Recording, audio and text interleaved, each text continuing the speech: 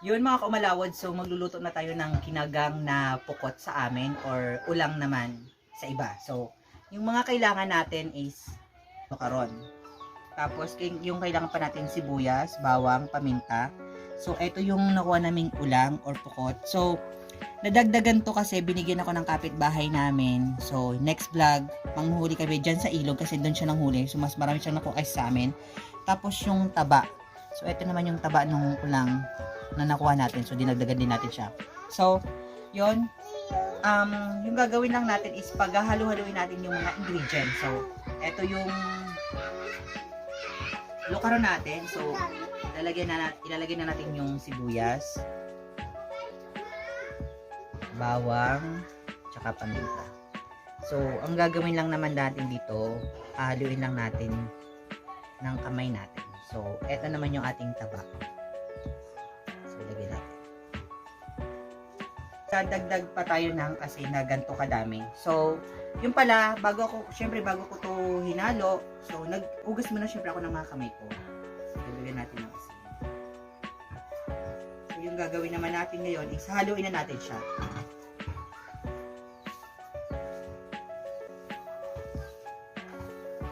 So, haluin lang natin yung mga ingredients. Makikita nyo, di ba? Yung dahil dun sa taba nung ulang, nagiging yellow na yung ibang part. So, haluin lang natin hanggang sa mabalance. Kung baga pantay lahat yung kulay nila, magkapare-pareho. So,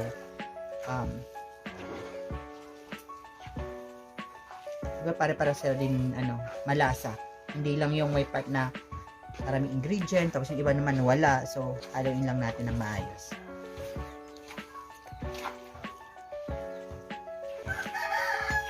So, yun mga kaumalawod. So, kung napapansin nyo, ayan, tingnan nyo. Balance na, halos magkakapareho na ng kulay. So, i-marinate na natin na muna siya. So, huwag na muna natin siya gagalawin for about 2 to 3 minutes. So, hayaan lang muna natin siya nakaganyan. Yun mga kaumalawad, pagkatapos ng 2 to 3 minutes na marinate or na marinated na yung kakaganyan natin. So, babalutin na natin siya. So, kailangan natin ng dahon na pambalot. So, eto, ang tawag naman dito sa amin dahon na to is agik-hik. So, ginagamit ko dito sa amin pambalot ng kinagang.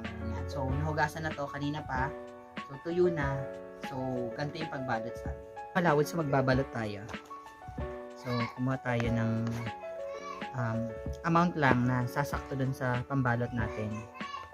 Kung gaano kadami. So, depende kung, for example, malaki yung dahon. So, pwedeng madami din ilalagay nyo. Kung konti lang din naman, so, pwede. Ay, kung maliit lang naman yung dahon, so, konti. Yung siguro mga ganyan. Tama na yan. So, tansya na lang din. So, lagyan lang natin siya ng isa. Kasi baka maubusan tayo ng ulam. Tapos, tupiin natin siya sa side. Magkabilang side. Yan. Yan. Pagkatapos, tupiin natin yung nasa ilalim niya. Ng ganyan. Ganyan. So, isa pang tupi. Tapos, itupi ulit natin yung magkabilang side niya. Pagkatapos natin matupi yung magkabilang side, balik na rin natin, tapos pwede na siya paharap. Ayan. Tapos, tupi lang tayo ng konti dito para matago siya. Tapos, matulis naman na to yung dulo niya. So, pwede mo na siyang gawing pambutas para makapasok yung ginawa mo. Para may lock siya.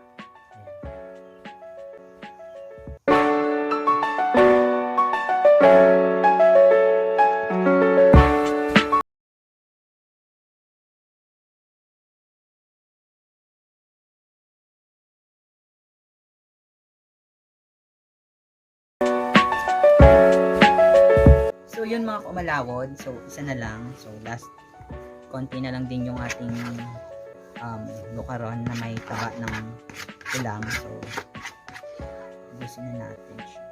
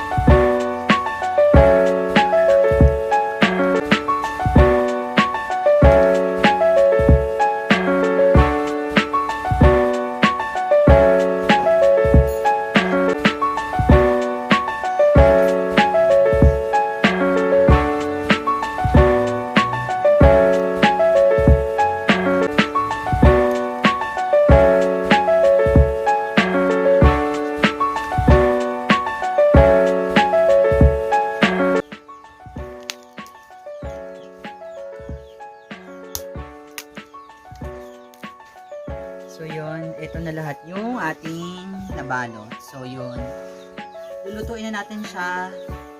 So tara. So, hi guys!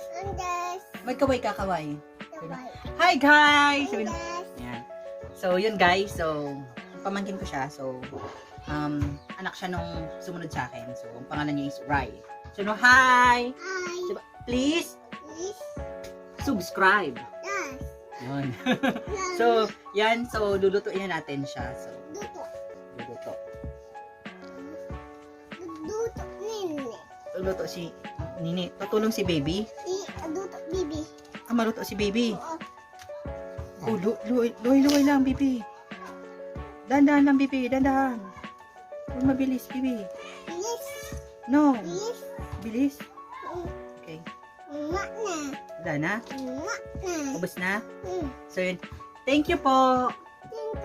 Thank you. So, yun. So, salang natin siya. Ito yung kinagang is lalagyan na natin siya na tubig.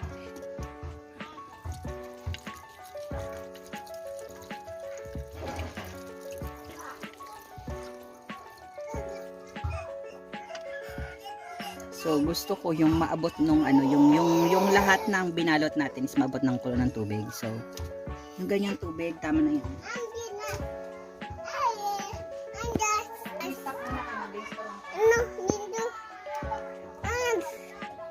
So, yun, titimplahan din natin yung sabaw. So, lagyan natin siya ng sili, sibuyas, at asin. So, yun. Tulog ko dito sa tabi.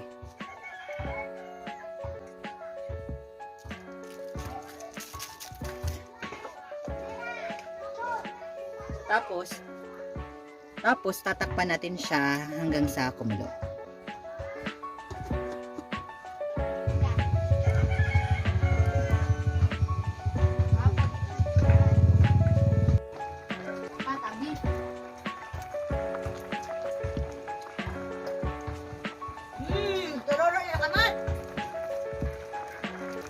Nagtururo na sa bawsan mandarin sa kamot.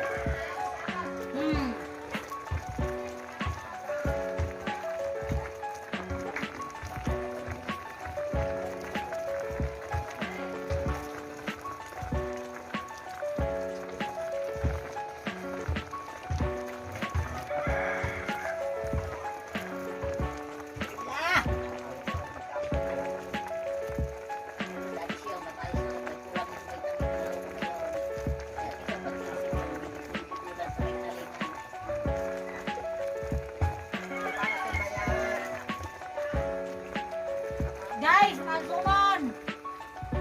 Ha, guys! Guys, magsumon sa biya. Biya.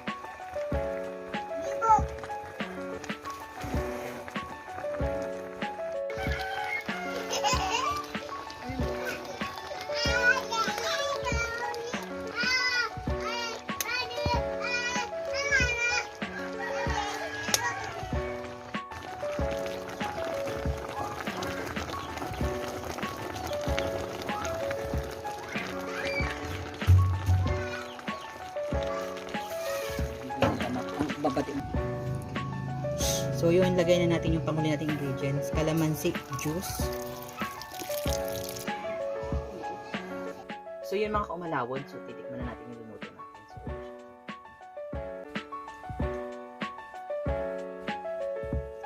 So balut na balut po siya.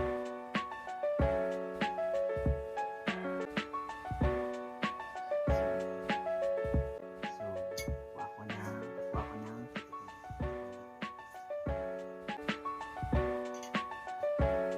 Tikman muna natin siya ng walang kanin.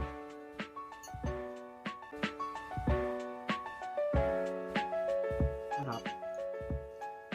Lasa mo yung ano, yung ulang, yung tabaan niya, tapos yung lukaron o yung niyog niya na hinalo natin kanina. Tamang-tama yung ano niya, yung lasa. So yung sabaw. Ang sarap. So ito try natin sa may kanin.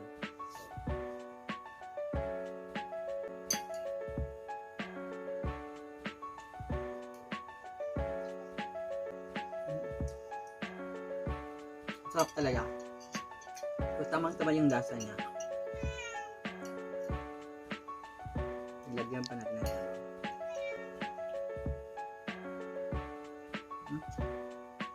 Sarap po. Yung salamat po sa panonood. Kain po tayo.